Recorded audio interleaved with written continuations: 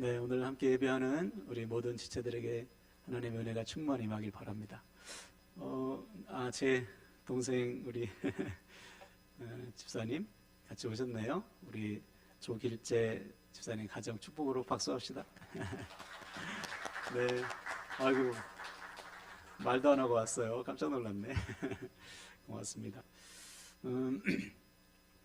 그 김성욱 권사님 아버님이 코로나에 걸리셨답니다. 그래서 오늘 검사차 가정에 못 오셨고, 또 우리 고등부 서은지 자매도 코로나에 걸렸대요. 그러니까 안 걸린 분들이 지금 걸리는 것 같아요. 여러분도 안 걸리신 분들 조심하셔서 무사히 잘 지나가길 바랍니다.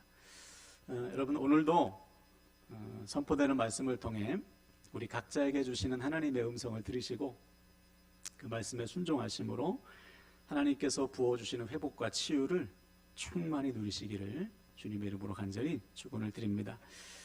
우리 권사님 기도해 주셨듯이 아동부 성경학교가 이번 주 토요일부터 주일까지 이틀 동안 진행이 되는데요. 지금까지도 많이 기도해 주셨지만 정말 이번 성경학교를 통해서 우리 아이들 꼭 하나님 만나도록 남은 한 주간도 간절히 뜨겁게 기도해 주시기를 바랍니다. 아멘. 자, 오늘은 성령의 6번째 열매인 양선의 3번째 시간입니다. 예수 그리스도를 믿는 우리들은 반드시 성령의 열매를 맺어야 합니다. 성령의 열매란 성령과 동행하는 자에게 나타나는 삶의 변화라고 했죠. 즉 누구든지 예수 그리스도를 믿어 구원받는 순간 그에게는 예수의 영이신 성령이 임하세요. 그러므로 그 인생은 그 순간부터 이전과는 다른 삶을 살게 되죠. 주님과 동행하는 삶, 주님을 닮아가는 삶을 살게 되어 있습니다. 그러니 당연히 삶이 변화될 수밖에 없죠. 근데 문제는 뭐냐? 예수를 믿는데 삶이 변화되지 않는 사람들이 있는 거예요. 우리 자신을 포함해서. 2가지 이유입니다. 첫 번째는 진짜 아직 안 믿거나, 즉 예수를 마음속으로 진짜 진실로 구주로 영접하지 못했거나, 2번째는 영접했는데 성령과 동행하지 못할 때는 우리 삶에 변화가 없죠.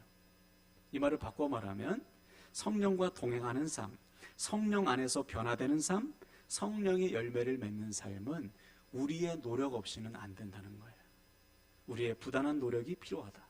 사도 바울의 그 유명한 고백처럼 내 안에서 능력으로 역사하시는 성령을 따라 살 때만 비로소 우리의 삶의 변화와 능력이 나타나게 되는 것입니다. 그러므로 사랑하는 여러분, 오늘도 선포되는 말씀에 아멘하는 것으로 끝나지 않고 삶으로 순종하셔서 우리의 삶에 성령의 열매, 성령의 변화가 나타나게 되시기를 주님의 이름으로 간절히 축원을 드립니다. 아멘. 자, 오늘은 양선의 3번째 원칙을 나누겠는데, 양선이라는 것은 말 그대로 선을 베푸는 거예요. 헬라어로는 아가도시네라는 단어인데 이 단어의 뜻은 착한 성품과 행동입니다. 즉 착한 성품이 우리의 행동으로 드러나는 것, 이것이 양선인데, 이에 대해 주님도 그 유명한 말씀을 하셨죠. 마태복음 5장 16절, 이같이 너희 빛이 사람 앞에 비치게 하여 그들로 너의 착한 행실을 보고 하늘에 계신 너의 하나님께 영광을 돌리게 하라. 여러분, 빛은 감출 수가 없죠. 우리가 촛불을 손으로 아무리 감싼다고 해서 이것이 감추어지지 않습니다. 작은 틈만 있어도 새어나오게 돼 있어요. 마찬가지로 그 안에 예수의 영이 거한 인생은, 즉 구원받은 자는 착한 행실이 드러날 수밖에 없다는 거예요. 그 착한 행실을 보고 사람들이 저 사람은 예수쟁이구나, 하나님께 영광을 돌리게 된다는 것이죠. 그러므로 양선의 삶은 결코 선택이 될 수 없습니다. 반드시 양선의 삶의 열매가 드러나야 되는 것이죠. 자, 그러면 여기서 질문이 나올 수 있죠. 우리는 언제 양선의 삶을 살 수 있나? 언제 우리의 삶을 통해 하나님의 선하신 능력이 나타나나? 첫 번째 원칙이 무엇이었습니까? 성령의 감동에 순종할 때. 다시 말해, 성령은 우리에게 선한 감동을 주세요. 우리에게 하나님의 선한 소원을 주신다고요. 그래서 영적으로 깨어있을 때 우리는 우리에게 주시는 선한 감동에 순종할 수 있죠. 그때 우리의 삶을 통해 양선의 열매가 나타난다. 반대로 영적으로 깨어있지 못하면, 영적으로 깨어있지 못하고 무지한 상태에 있으면, 하나님과 교제하지 못한 상태에 있으면 아무리 성령께서 우리 마음을 두드리시며 감동하셔도 우리는 선한 삶을 살 수가 없는 거예요. 여러분 늘게요, 성령께서 주시는 감동에 순종하셔서 선한 일을 감당하시기를 주님의 이름으로 간절히 축원을 드립니다. 두 번째 원칙은 무엇이었죠? 하나님은 누굴 통해서 선한 일을 이루시는가? 마음이 깨끗한 사람이라고 했어요. 이 말은 첫 번째 원칙과 이어지는데, 우리의 마음이 깨끗하지 못하면, 즉 다른 것으로 가득 차 있으면 성령께서 감동을 주셔도 성령께서 들어올 틈이 없는 거예요. 즉 내 마음에 선한 것을 품을 수 있는 공간이 없는 것이죠. 그래서 디모데전서 2장 20절에서 하나님은 금그릇, 은그릇 쓰신다고 안 했어요. 오늘날로 말하면 금수저, 은수저 안 쓰시고 깨끗한 그릇 쓴다고 했습니다. 마음을 깨끗이 비워 하나님께서 감동을 주실 때마다 그 감동을 품는 사람, 그 사람을 통해서 하나님은 지금도 일하시는 거죠. 여러분 마음을 깨끗이 비우셔서 하나님께서 주시는 감동을 품고 순종하여 일평생 쓰임 받으시기를 주님의 이름으로 간절히 축원을 드립니다. 아멘. 자, 오늘은 세 번째 원칙을 나누겠어요. 자, 먼저 본문 17절을 한번 다시 볼까요? 아무에게도 악을 악으로 갚지 말고 모든 사람 앞에서 선한 일을 도모하라.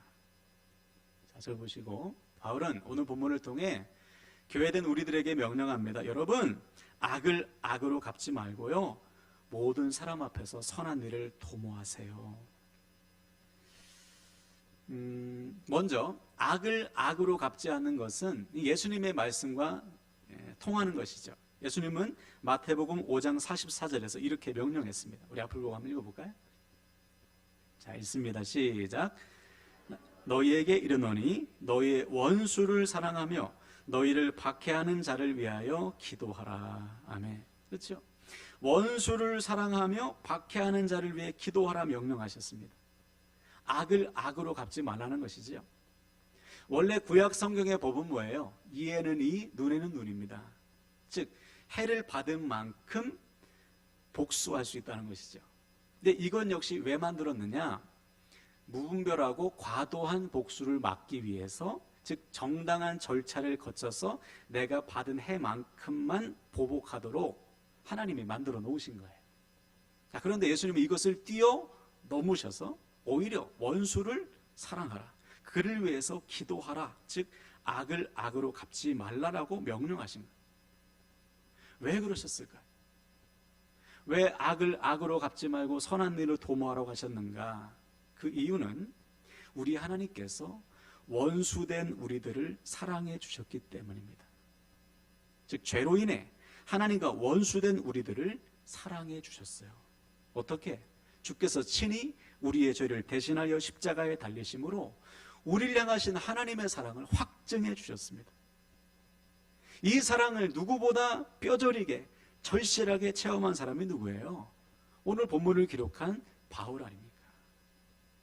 그가 예수 믿는 자를 잡아 죽이고 예수를 저주하고 그죠? 교회를 핍박했던 자기 자신을 주님께서 사랑해 주셨어요. 그래서 그런 인생의 말년에 이렇게 고백했죠. 디모데전서 1장 15절 한번 읽어볼까요? 시작.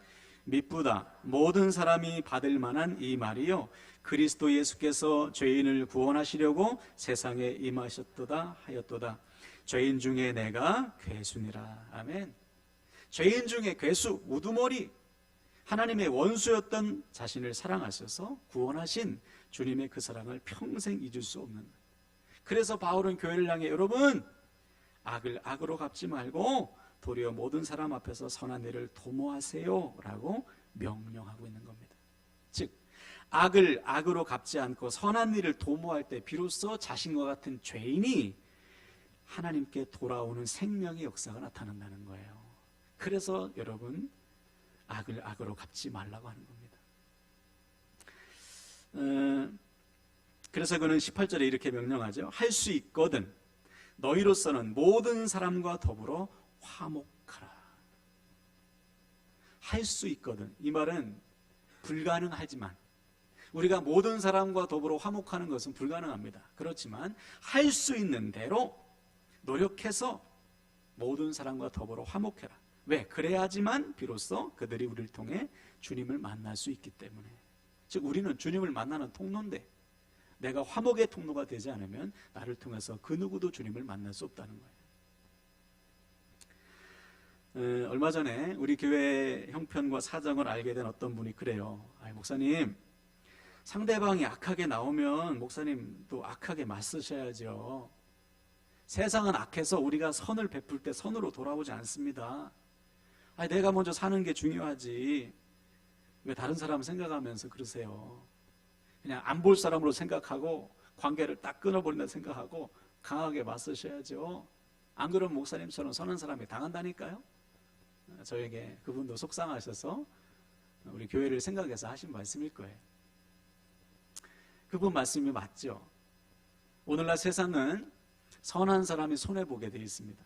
선을 베풀면 선으로 돌아오는 경우가 별로 없죠. 여러분, 그것은 말 그대로 세상의 논리입니다. 하나님 나라의 논리는 달라요. 하나님 나라의 논리는 악을 악으로 갚는 것이 아니에요. 오히려 악한 자에게 선한 일을 도모하는 것이 하나님께서 우리에게 알려주신 원칙입니다. 지금 이 글을 쓰고 있는 사도 바울 역시 자기가 선을 행했을 때 악으로 돌아온다는 사실을 왜 모르겠어요? 지금 피부로 느끼고 있어요. 유대교에서 나와서 예수 그리스도를 전하니까 유대교의 수많은 사람들이 결사대까지 만들어서 자기를 죽이려고 하잖아요. 바울은 그들에게 악을 악으로 갚지 않았습니다. 갚을 수 있죠. 그러나 갚지 않았어요. 이유는 오직 하나, 하나님께서 원치 않는 거예요. 악을 악으로 갚을 때 거기에 하나님의 선한 역사가 없기 때문에 오히려 선한 일을 도모하고 있는 것이죠. 그래서 할 수만 있다면 모든 사람들과 화목한 관계를 이루려고 하는 겁니다. 그래서 그들이 자신이 만난 원수된 자신을 사랑하시는 그 주님을 만나도록 바울은 끊임없이 악을 악으로 갚지 않고 선을 행했던 거예요. 그리고 바울은 믿었어요. 하나님께서 갚아주실 것이다. 내가 악을 악으로 갚지 않고 선을 행했을 때 하나님께서 갚아주실 것이다. 이 믿음이 있었기 때문에 바울은 오늘 우리에게도 똑같이 명령하고 있는 것이죠. 사랑하는 여러분, 우리 역시 바울처럼 악을 악으로 갚지 말고 도리어 선을 도모하시길 축복합니다. 그래서 할 수 있으면 모든 사람과 더불어 화목을 이루어 그들도 우리가 만난 구원의 주님을 만나고 우리도 장차 주님께서 주시는 하늘의 상급을 누리시기를 주님의 이름으로 간절히 축원을 드립니다. 자, 그럼 여기서 질문할 수 있어요. 아니 목사님, 그러면 악한 사람 맨날 악을 행하고 선한 사람은 맨날 당하기만 합니까? 왜 하나님 악한 사람 내버려 두시나요?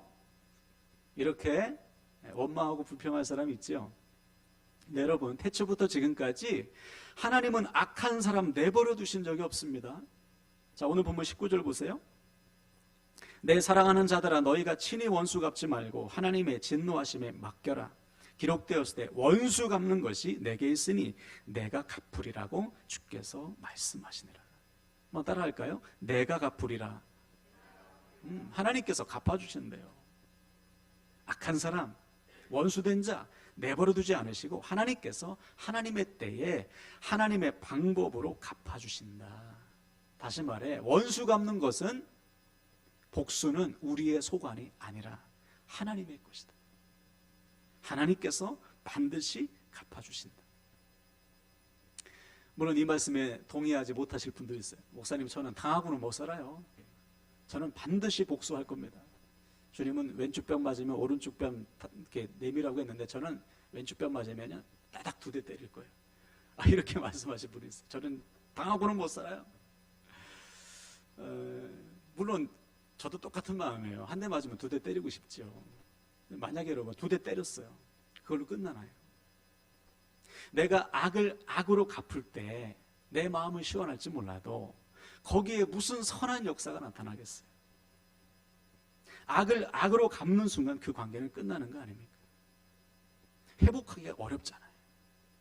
그래서 바울은 우리에게 명령한 거예요. 갚는 것은 하나님께 있다. 하나님께서 갚아주신다. 이 믿음이 있는 자만이 악을 악으로 갚지 않고 선한 일을 도모할 수 있는 것입니다. 여러분, 하나님의 갚아주심을 믿으시길 바랍니다. 자, 그래서 바울은 이어지는 20절 21절에서 이렇게 명령해요. 보세요. 내 원수가 줄이거든 먹이고 목마르거든 마시게 하라. 그리함으로 내가 숯불을 그 머리에 쌓아놓으리라. 악에게 지지 말고 선으로 악을 이기라. 그렇죠? 악을 악으로 갚지 말고 하나님께 맡기는 수준을 넘어서서 악한 자가 목마르거든 마시게 하고 줄이거든 먹이라. 적극적으로 선을 행하라는 거예요. 자, 그렇게 되면 네가 숯불을 그 머리에 쌓아 놓을 것이다. 여기서 숯불을 머리에 쌓아 놓는다는 것은 그 당시에 중동 국가의 문화를 좀 우리가 알아야 됩니다. 중동 국가는 낮에는 뜨겁지만 밤에는 추워요. 날씨가 건조해서. 그래서 집안에는 늘 불씨가 있어야 됩니다. 근데 만약에 이 불씨를 꺼뜨렸다 그러면 머리에 양동이를 이고 불씨를 얻으러 다녔대요. 그래서 불씨를 나누어 주는 것은 그 당시에 아주 큰 선행이었답니다. 근데 만약 원수가 왔는데 원수에게 불씨를 나누어 준다. 이 대단한 선행인 거죠. 그러면 그 원수가 자기에게 베풀어 준 사랑 때문에 회개의 마음이 생긴다는 거예요. 그것이 오늘 말씀. 즉 네가 악에게 지지 않고 선을 베풀 때 악인이 회개하는 역사가 나타난다. 하나님이 그렇게 인도해 주신다는 거예요. 그것을 믿고 절대로 악에게 지지 말고 선으로 악을 이기라는 것이죠. 한번 따라할까요? 선으로 악을 이겨라. 이것이 오늘 하나님께서 우리에게 주시는 양선의 세 번째 원칙이에요. 절대로 악을 악으로 갚지 말고 선으로 악을 이겨라. 선으로 악을 이기라는 것은 이것은 수동적인 의미가 아닙니다. 아, 나 원수 안 갚아야지 이 수준을 넘어서 오히려 원수에게 선을 행하는 거예요. 예를 들어 여러분이 잘 아시는 다윗을 한번 생각해 보세요. 다윗만큼 고난을 많이 당한 사람도 아마 없을 겁니다. 성경에 나와 있는 인물 가운데 아마 가장 많은 고난을 당한 사람이 다윗일 거예요. 그런데 이 다윗의 고난 가운데 사울에게 당한 고난은 이유 없는 고난이잖아요. 다윗이 무슨 잘못해서 당한 게 아니고 순전히 사울의 질투심, 경계심 때문에 당한 고난 아닙니까? 그런데 이때 중요한 것은 다윗이 한 번도 사울과 맞서지 않았어요. 사울과 싸우지 않았고 뭐만 했어요? 도망만 다녔죠. 죽일 기회가 2번이나 있었습니다. 그때 부하들이 주님, 아니 다윗이요, 이번이 기회입니다. 하나님께서 선을 베푸셔서 사울을 죽이라고 합니다. 그때도 다윗은 죽이지 않았어요. 오히려 죽일 기회가 있었지만 사울에게 선을 베풀었습니다. 왜 그렇죠? 이유는 한 가지밖에 없어요. 하나님께서 기름 부어 세우신 사람을 내가 해칠 수 없다는 것이죠. 하나님의 소관임을 알기 때문에 다윗은 스스로 심판하지 않았어요. 그 결과 하나님께서 하나님의 때에 선으로 악을 이기게 하시는 은혜를 경험케 하시잖아요. 우리도 똑같아요. 악에게 지지 말고 선으로 악을 이기는 삶을 하나님은 우리에게 주시길 원하세요. 선으로 악을 이기는 것이 얼마나 영광스러운지, 얼마나 기쁜 것인지 우리로 하여금 알게 하시길 원하십니다. 그러므로 사랑하는 여러분, 모든 사람에 대해서 선으로 악을 이기는 삶을 살아내시기를 주님의 이름으로 부탁을 드립니다. 자, 그럼 여기서 중요한 질문. 어떻게 할 때 우리는 선으로 악을 이길 수 있을까요? 어떻게 살아갈 때 우리는 매 순간 선으로 악을 이기는 삶을 경험할 수 있을까? 오늘 본문에서 이미 우리에게 답을 주고 있습니다. 17절을 다시 한번 볼까요? 아무에게도 악을 악으로 갚지 말고 모든 사람 앞에서 선한 일을 도모하라. 한번 따라합시다. 선한 일을 도모하라. 네, 우리가 매 순간 모든 사람 앞에서 선한 삶을 살기 위해서는 선한 일을 도모해야 합니다. 이 단어가 중요해요. 여기서 도모하다라는 단어는 헬라어로 프로노 우메노이라는 단어인데 이 단어의 뜻은 준비하다, 미리 생각하다, 몰두하다라는 뜻입니다. 즉 선한 일을 미리 생각하고 준비하여 전념하는 거예요. 늘 모든 사람에 대해서 선한 것을 계획하고 실천하는 것, 이것이 도모하는 것입니다. 그렇게 살 때만 비로소 우리는 모든 사람 앞에서 선을 행할 수 있어요. 그냥 가만히 살면 안 된다는 것이죠. 계획하라는 거예요. 제가 참 좋아하고 존경하는 목사님 중에 한 분이 이동원 목사님이신데 이미 목회를 은퇴하신 분이에요. 이분은 몸에 3가지의 암을 가지고 계십니다. 3년 전에 폐암이 선고됐어요. 다행히 초기라서 간단하게 수술하고 항암치료 받고 건강히 회복했습니다. 근데 얼마 지나지 않아서 몸에 또 다른 암이 생긴 거예요. 2가지나. 갑상선하고 전립선암이 생긴 겁니다. 청천벽력 같은 일이죠. 한꺼번에 3가지의 암을 몸에 달고 사는 거예요. 근데 이분이 최근에 페이스북에 글을 올렸는데 3가지 암이 있는 것이 너무 감사하다는 거예요. 암에 걸려보고 나니까 지금 나에게 주어진 시간이 얼마나 소중한지를 깨닫게 되었다는 고백이에요. 보통 암에 걸리면 사람들이 어떻게 하죠? 앞으로 얼마나 살까? 그것만 생각하잖아요. 근데 이분은 다르게 생각한 거예요.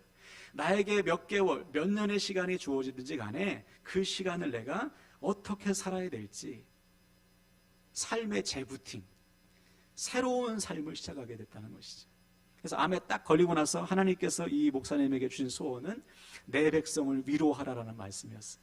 이사야 40장 1절 말씀. 내 백성을 위로하라. 그래서 그전에는 보이지 않던 사람들, 암에 걸린 사람들이 너무 불쌍히 여기 보이는 거예요. 그래서 암 환자들을 위한 프로그램, 세미나를 만들어서 찾아가서 위로하고, 그렇죠? 말씀을 전하는 사역을 지금까지 지속하고 계시고, 또 선교사들, 또 어려움에 당한 사람들을 돕기 위해서 선교회를 만들어서 수많은 사람들에게 도움을 요청했더니 차고 넘치는 재정이 생겼다는 거예요. 그래서 지금도 3년 동안 계속해서 그 일을 감당하고 있다는 것이죠.